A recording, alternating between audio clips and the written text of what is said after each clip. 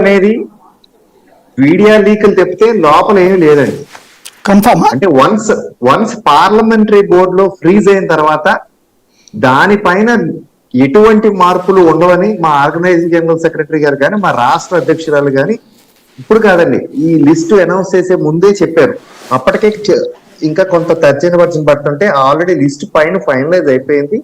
Parliamentary board meeting అయిన తర్వాత దాని మీద ఎటువంటి మార్పులు చేర్పులు ఉండవు అనేది వారు చెప్పడం జరిగింది. నేను కూడా అంతవరకే కన్ఫైన్ అవుతారని ఈ రోజు ఈ పూట కూడా సమాచారం అంతే ఉందండి.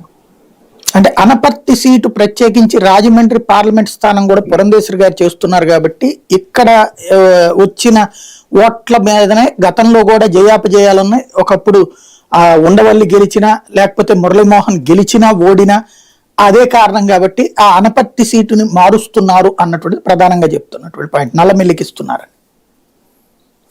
సాగర్ అనపర్తి మీదే ఫోకస్ అంటే అండి 2009 గురించి అందరూ మాట్లాడుతున్నారు. 2009 లో ఒక చిన్న విషయం లాజిక్ అందరూ మిస్ అయ్యేది ఏంటంటే, నో డౌట్ 2009 లో 6 అసెంబ్లీల మీద 33,000 మెజారిటీ వచ్చింది.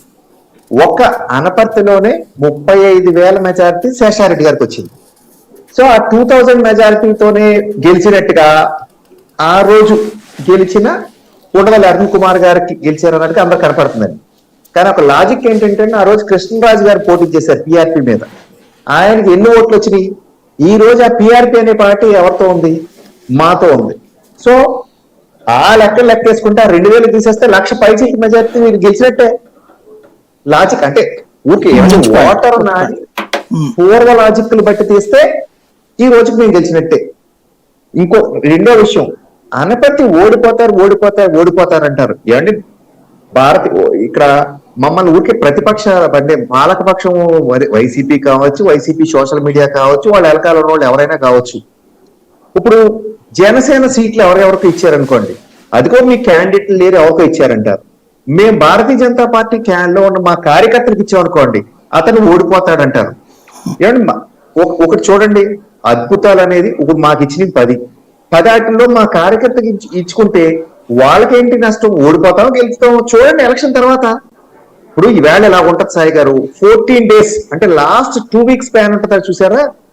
ఈ తర్జన భర్జన పడుతూ ఉంటారు. దగ్గరికి వచ్చే కలిసి ఎలా ఉంటదంటే, ఓటరు ఇటేస్తాడా అటేస్తాడా, అంటే పాలక పక్షానికి వేస్తాడా ప్రతిపక్షానికి వేస్తాడా?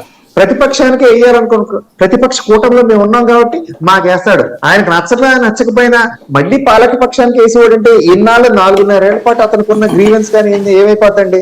సో ఇవన్నీ ఏంటంటే అక్కడ పోటీ చేసే వ్యక్తి